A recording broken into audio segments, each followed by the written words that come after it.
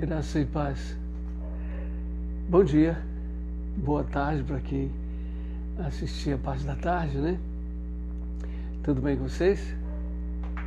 Surpresa, né? Eu aprendi a fazer as coisas nada programado, né? O Espírito em João fala muito claro, diz: o vento sopra e ouves o seu som, mas não sabes de onde vem nem para onde vai. Assim é todo aquele que é nascido do Espírito. Por isso que é bom a gente fazer as coisas quando o Pai mostra, né? Mas graça e paz a todos os que estiverem chegando aí. Um abraço e um beijo carinhoso para todo mundo. Olha só, hoje eu acordei pensando numa coisa que aconteceu um tempo atrás com os irmãos. Eu fui visitar uns irmãos, eles assim têm uma vida assim bastante legal, sabe? Porque os dois são advogados e largaram a advocacia e estão vivendo. Ele faz pão, ele faz um tipo de pão, típico pão francês, o verdadeiro pão, né? E eles largaram a advocacia e vivem uma vida assim bastante diferente do que a família deles propôs e determinou para eles, né? Ele vem de uma família de advogados, juízes, as coisas, e ele decidiu largar tudo e viver fazendo pão em casa, né? Aí eu fui visitá-los um dia e são irmãos muito queridos.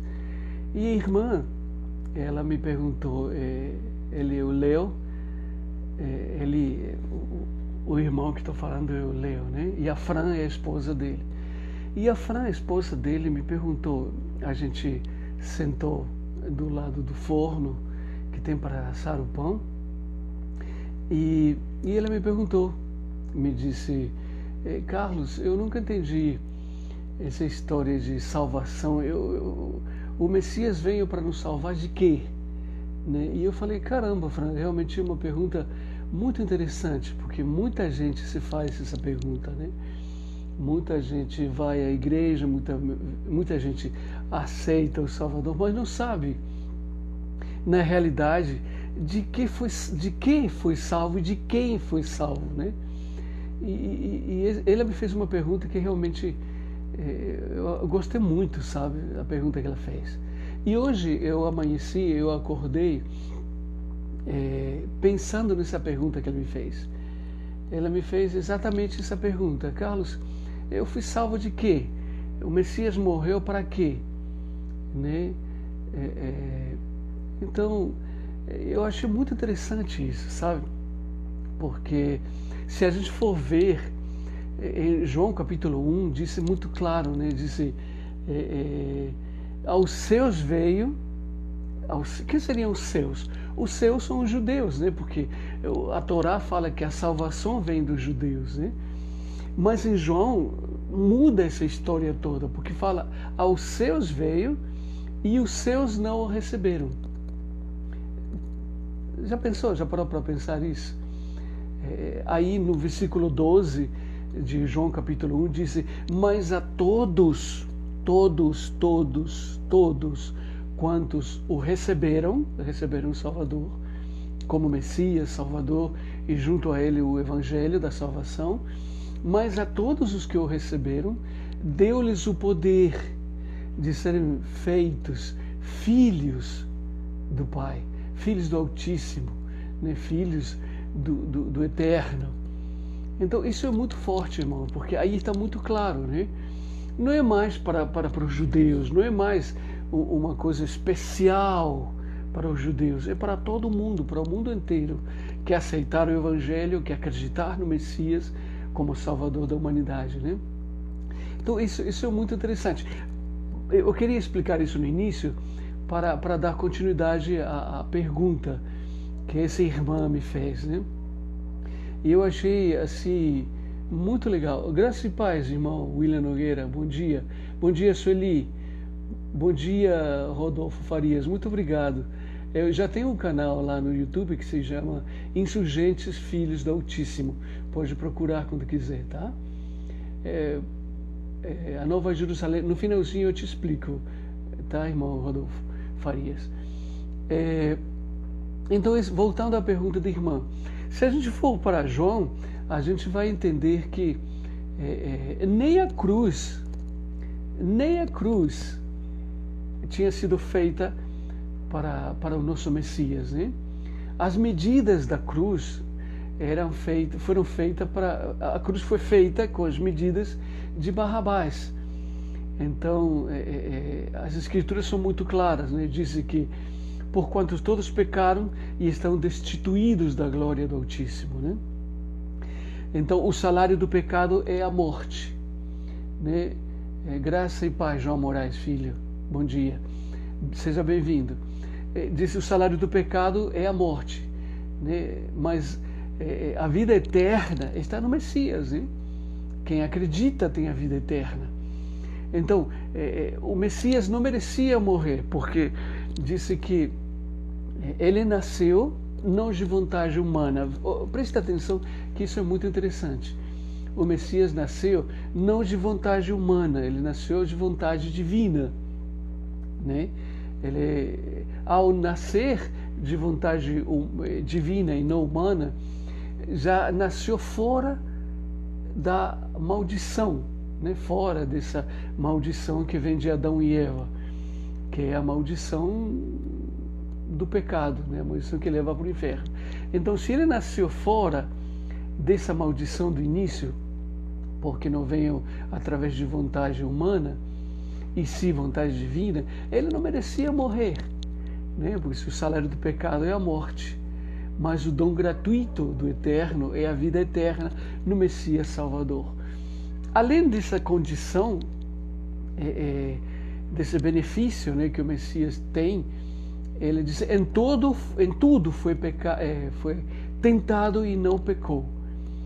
Então ele não pecou. Se ele nasceu fora dessa maldição, em tudo foi tentado e não pecou, ele não merecia a morte, né? Porque diz: o salário do pecado é a morte. Só que o Messias não nasceu em pecado, nem nos 33 anos que esteve na terra, não pecou. Então ele não merecia pecar, entendeu? Consegue entender isso? Então ele não merecia morrer. Essa vida que ele tinha era uma vida preciosa, era uma vida sem pecados, era o Cordeiro Santo, imaculado, sem mácula, sem mancha.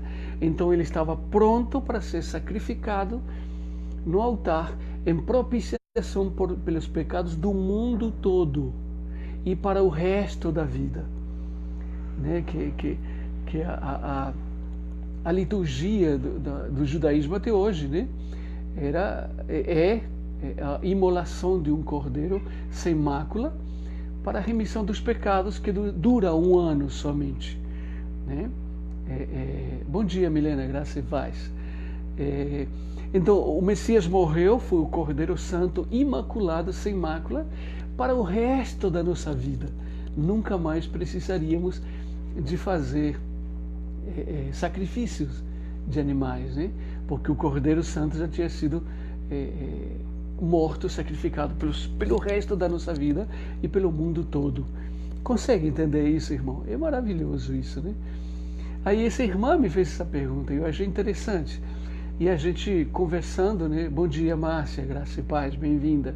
Achei interessante. E hoje é interessante gravar esse vídeo para que, eu creio que muitos de nós, eu mesmo, né? Eu não sabia de que eu tinha sido salvo, né? E muitos irmãos estão dentro da denominação e até hoje sem saber de que tinha sido salvo.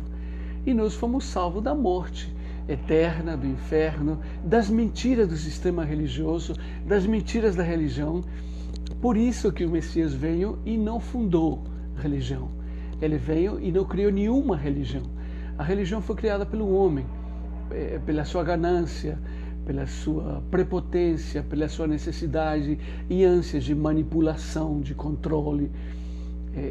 Por isso que poucas vezes se prega o Evangelho, porque o Evangelho nos ensina exatamente o contrário.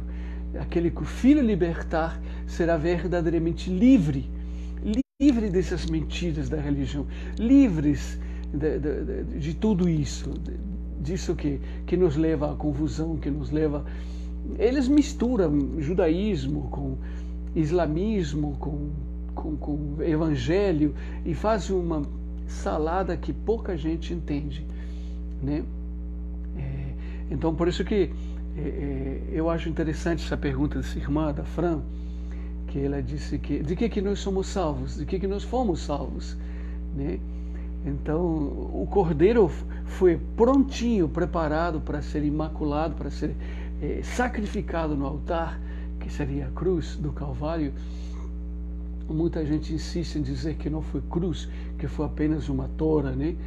Mas se a gente fizer um estudo sério, aprofundado sobre a crucificação, a gente vai perceber que era a cruz mesmo, né? O problema é que muita gente não faz estudos e pega coisas de pessoas, né? E vai repassando sem estudar, sem pesquisar. A gente precisa pesquisar de todas as fontes, né? Inclusive o que eu estou falando aqui, você precisa pesquisar para ver se o que eu estou falando procede de fonte fidedigna, né? Então, o que eu queria falar para vocês, irmãos, justamente isso, né? O motivo de que nós fomos salvos. Fomos salvos de tudo isso. Da maldição que vem de Adão, né? Pela desobediência. Que maldição é isso? Desobediência ao Criador. Desobediência constitui pecado de rebeldia, e rebeldia constitui pecado de feitiçaria. Aí você pode perceber que muitas pessoas dentro da própria igreja estão praticando a feitiçaria, porque rebeldia é desobediência, feitiçaria, né? Então a gente precisa tomar muito cuidado com isso. Quando a gente desobedece ao Criador, a gente está praticando a rebeldia, que é feitiçaria, né? Muito cuidado com isso. Precisamos tomar muito cuidado com isso. Voltando então, vocês conseguiram entender? Bom dia, Joseli, graça e paz. Conseguiram entender de que nós fomos salvos e como que esse plano da salvação foi muito bem criado pelo nosso Pai de amor e graça? Porque Satanás, ele é... Bom dia, Ângela, graça e paz. Satanás, ele é legalista, né? Ele é legalista, ele não se importa se você errou porque não sabia, não. Ele vai ao pai e fala, ele errou, a lei manda isso. Então isso é uma injustiça, porque todos nós, que tínhamos a ver com o erro e o pecado de Adão e Eva? Nós nem conhecemos Adão e Eva. É uma injustiça, por isso que o pai mandou um justo para fazer justiça e nos justificar. Consegue entender? Isso é maravilhoso. Através do Cordeiro Santo imolado na cruz do Calvário, nós somos justificados. Somos justificados pela morte e ressurreição do nosso Salvador, pelo sacrifício do Cordeiro expiatório na cruz. Isso é maravilhoso, né? O plano da salvação foi um plano feito com muito amor, com muito cuidado, né? Então, como eu disse no início, as próprias medidas da cruz que o Messias, que Yahushua HaMashiach, que esse é o nome original dele em hebraico, né? Que ele foi crucificado, não eram as medidas dele, né? Não era para ele morrer, era para Barrabás morrer. Então nem a cruz tinha sido feita para ele, porque ele era puro, ele era santo, ele não merecia a morte, e ele a deu por amor. Claro, nem estava lá, né? A gente nem estava lá. É verdade, Joseli. Então ele a deu por amor. Esse dar sem esperar nada em troca, dar para beneficiar outras pessoas, isso é uma atitude de amor. Aí já vem outro ensinamento, que é o amor que o mundo nos ensina, o amor que as músicas, as novelas, a família, pai, mãe, irmãos nos ensinam. É o amor totalmente egoísta, é o amor humanista, né? Que o humanismo tomou conta das igrejas, né? E esse amor humanista, ele espera algo em troca. Eu te amo, mas você me ama. Mas o Messias nos ensinou totalmente o contrário.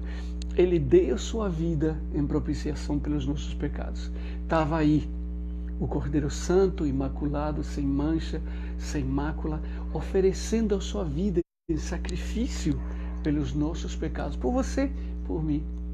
Irmão, isso é muito amor. Ele nos ensinou o que é o amor. Oferecer a nossa vida, dar-se e esperar nada em troca, porque ele sabia que ele ia ser cuspido, que ele ia ser debochado, que ele ia ser transpassado por uma lança, que ele ia ser acusado de muitas coisas, que tinha demônio, um monte de coisas. Mesmo assim, por amor, porque ele não esperava nada em troca, ele entregou sua vida por nós. Irmão, eu sou sincero, mas isso é muito forte. Se você entender isso, isso é maravilhoso. Se você conseguir entender isso muda a nossa existência. Isso muda os nossos valores, muda os nossos princípios, as nossas referências, os nossos referenciais. Isso muda tudo. E é exatamente isso que o Evangelho tem que fazer conosco. O Evangelho tem que mudar os nossos valores, as nossas referências, os nossos referenciais. Tem que jogar tudo. A nossa estanteria de valores, tem que cair. Porque os valores do Evangelho são colocados através do Messias, através da sua vida. Então, ele deu sua vida por amor. Ele não merecia a morte. A vida dele era santa, era pura, era imaculada, era intocável. Satanás não tem poder. Ele entregou sua vida em propiciação pelos nossos pecados. Consegue entender isso, querido? Consegue entender? Eu queria que você fizesse alguma pergunta. Se você tiver alguma dúvida, se você estiver ouvindo e não entendendo alguma coisa, eu gostaria que você fizesse alguma pergunta. Pergunta que, com prazer, com a ajuda do Santo Espírito do Pai, a gente vai aprender juntos, né? Pode fazer perguntas. Mas você consegue entender isso? Consegue entender por que o Messias morreu? Para que o Messias morreu? Eu espero que a Fran agora entenda a pergunta que ele me fez, né? Justamente por isso ele morreu. Porque nós não podíamos ser salvos. Até hoje nós não podemos nos salvar. Não há atitude, não há obras, não há nada que possamos fazer para nos salvar. Porque a palavra é muito clara, diz: não por obras de justiça que tivéssemos feito, e sim pelo amor do Pai nós fomos salvos, né? Porque pela graça sois salvos por meio da fé. Isso não vem de vós, é um dom do Pai, é um dom do Criador, não por obras para que ninguém se glorie. Então não há nada que nós possamos fazer. Não se engane achando que fazendo boas obras você vai ser visto com bons olhos pelo Pai. Somente através do Messias Salvador que nós somos salvos, né? Muita gente pensa que fazendo coisas boas vai ganhar o olhar benigno e o beneplácito do Pai e vai ser salvo. Não. É porque nós somos salvos pelo amor do Pai, nós vamos fazer coisas boas obras, mas não para barganhar, nem para negociar com o Criador a nossa salvação, entendeu? Ultimamente o mundo está cultivando o amor próprio, é verdade, Joseli. Não que ache errado, mas o mundo está ensinando como de forma egoísta. E o Salvador nos amarmos, nos ensina, no caso, a amarmos da mesma forma que devemos amar o próximo. Sim, exatamente. Disse: amarás a teu próximo como a ti mesmo. Eu creio que é isso que Joseli está querendo falar. Sim, se nós nos amarmos, se nós aprendemos a nos amar, o que significa nos amar?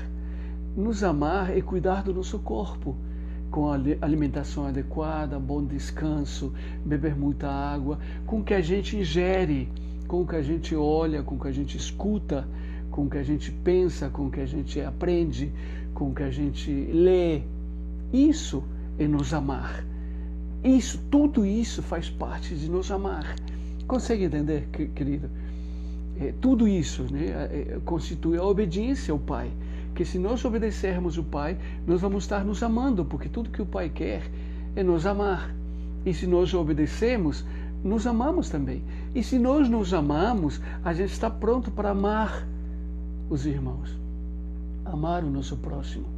O que é amar o nosso próximo? É amar da mesma forma que nós nos amamos, ensinando, mostrando tudo que nos faz bem, tudo o que nos sara, o que nos cura, o que nos liberta, o que nos aproxima do Pai, tudo o que nos leva para próximo do Pai, tudo o que nos ensina como adquirir a salvação, que nada mais que através da fé no Filho do Altíssimo, através do seu Evangelho. Não sei se eu consegui responder seu questionamento, Joseli. Eu entendi, é isso mesmo que eu entendi? Mas é justamente isso. Então, hoje eu acordei com essa pergunta que a irmã tinha me feito, que no final a gente estava sentado no jardim atrás da casa dela, do lado onde eles assam o pão, que eu no início eu expliquei que são dois irmãos que são advogados, mas eles largaram o direito, a advocacia, para fazer pão, né? E vivem essa vida muito legal. São dois irmãos queridos. Então a gente sentou e ele me fez essa pergunta, né? Que certamente muitos ainda não sabiam, não sabem, né? Para que tinham sido salvos. Então, bom, queridos, certo? Então, olha, façam pergunta, por favor. Podem fazer perguntas, se vocês quiserem fazer perguntas, podem fazer perguntas.